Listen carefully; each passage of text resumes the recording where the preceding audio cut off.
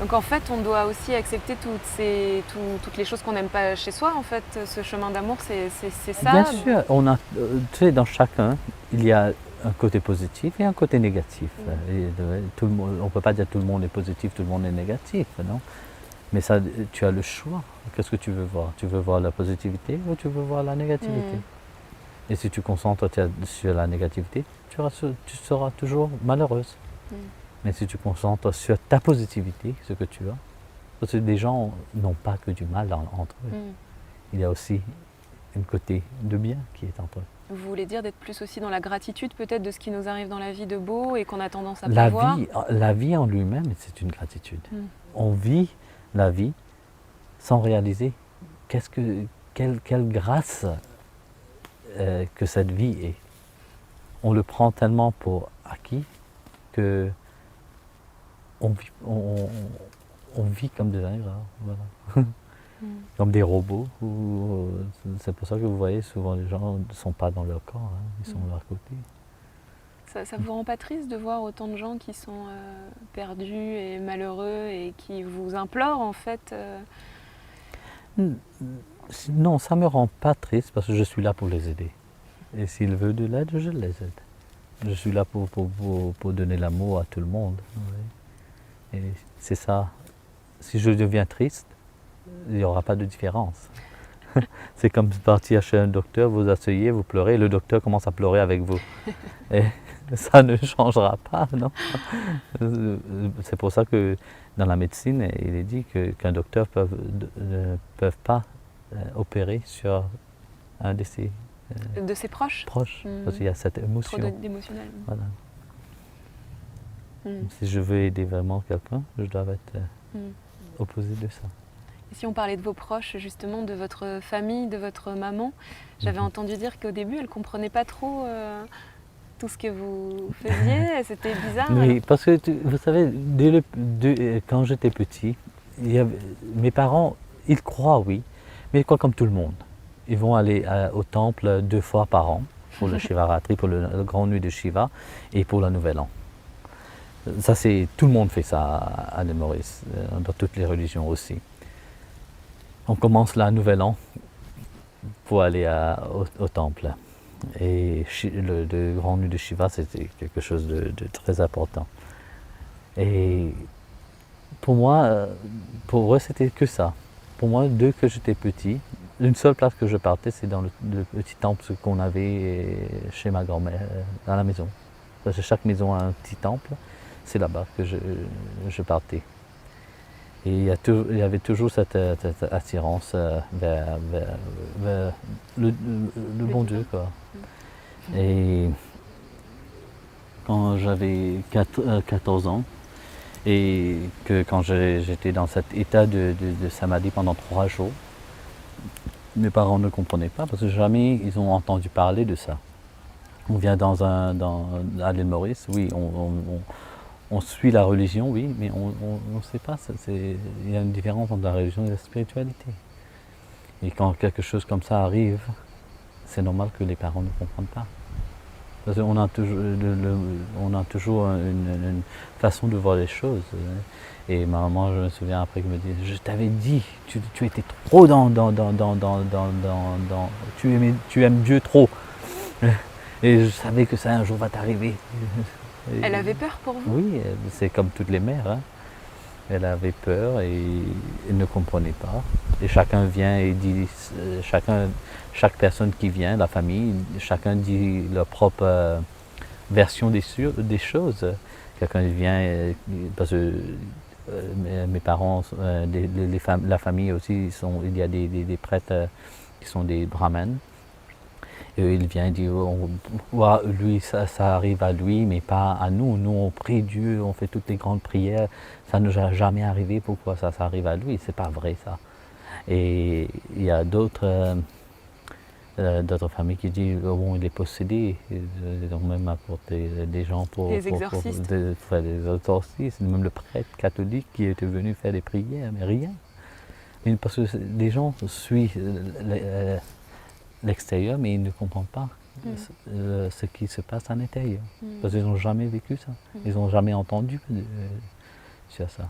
Vous saviez ce qui était en train de vous arriver? Vous en avez Non, parlé à- moi je ne savais pas. Et il y avait une tante qui était venue, elle était un peu dans le chemin spirituel, qui a commencé à parler de ces choses-là.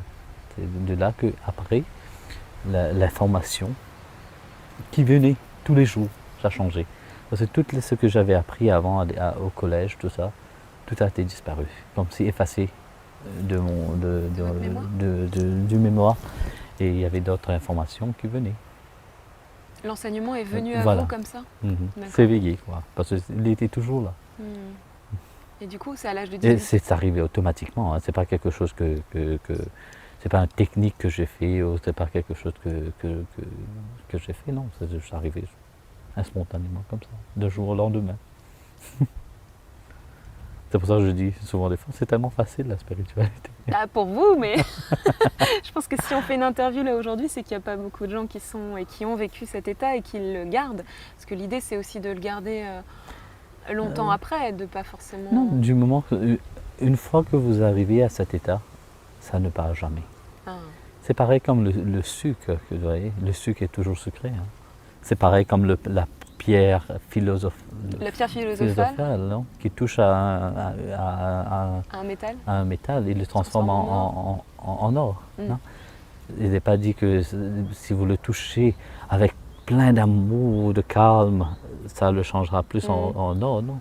Si vous le jetez même avec la force, même avec la rage, vous le jetez sur le métal, ça changera toujours en métal. C'est ça, la pierre philosophale changera le métal en or.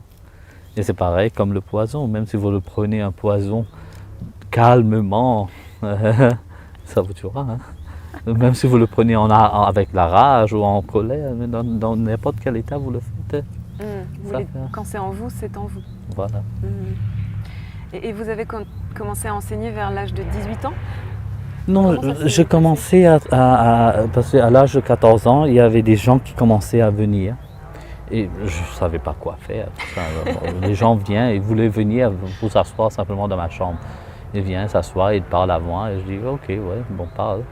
Et ils partaient, ils étaient contents. Je dis, ok, s'ils sont contents, ça va. Vous ne saviez pas trop quoi leur Non, dire? je ne connais pas quoi dire, tout ça. Non. Ils venaient vous voir Beaucoup de gens venaient. Parce que ça a commencé comme ça. Quand j'ai rentré dans cet état, mes parents ne comprenaient rien, ils ont regardé tranquille, complet. Ils n'ont rien dit à personne. Silence. Et après 3-4 jours, après que je suis venu, ma maman a parlé avec une voisine. C'était plus que l'Internet. Hein. Et cette voisine, c'est ça que le monde a su, juste par elle. Hein. Elle savait ce que c'était en fait. Non, elle ne savait pas. Elle a raconté, il y a des miracles qui se passent, des choses qui se passent là-bas. Et c'est comme ça que tout le monde, un jour, j'étais dans la ville et en rentrant, je voyais qu'il y avait une queue des gens qui étaient à l'extérieur de la maison qui m'attendaient. Quoi. Je demandais, je dis, pourquoi vous êtes là? On veut aller là-bas. Et c'est comme ça que les gens ont commencé à venir. Les gens venaient trouver, enfin ils venaient Oui, chercher... voilà, et les gens venaient et ils trouvaient la paix, ils trouvaient ce qu'ils cherchaient, quoi. Les gens qui venaient, il y a même des gens qui étaient malades, seulement en venant, ils étaient guéris. Alors que vous aviez rien fait? Non. J'avais pas cette conscience à cette époque qu'il y a quelque chose qui se passe. Hein. C'était ok, des gens venaient, et comme ça, beaucoup de gens ont commencé à venir. Et après, vous êtes parti recevoir l'enseignement? Et après, non, je n'ai jamais parti recevoir l'enseignement. Il est venu à vous. Je n'ai jamais parti recevoir l'enseignement. Et après, à l'âge de 16 ans, j'étais en Inde. J'ai rencontré plusieurs maîtres aussi. J'ai rencontré Sai Baba, qui vraiment m'a aidé aussi à comprendre beaucoup de choses. Mais c'est pas qui m'a donné quelque chose, mais c'était là, simplement pour comprendre ce qui était en train de m'arriver. Et puis, il y a Babaji lui-même que j'ai rencontré plusieurs fois, même physiquement, plusieurs fois. Et à l'âge en 2008, oui, Babaji m'a dit, oui, qu'est-ce que tu veux faire de ta vie? Moi, j'avais déjà pris ce que je vais aider les gens tout le temps. Il me dit, ok, maintenant tu dois être un swami. Parce qu'il m'avait déjà donné le nom, il y a déjà plusieurs années auparavant, que jamais j'ai servi. Et 2001 c'était. Et il m'a donné l'initiation, c'est comme ça que... Alors c'est quoi le quotidien de Swami Vishwananda?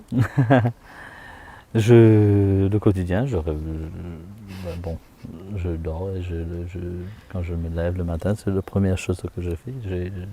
Je douche, je fais mes prières. Tant que je ne fais pas mes prières, je ne sors pas de ma chambre.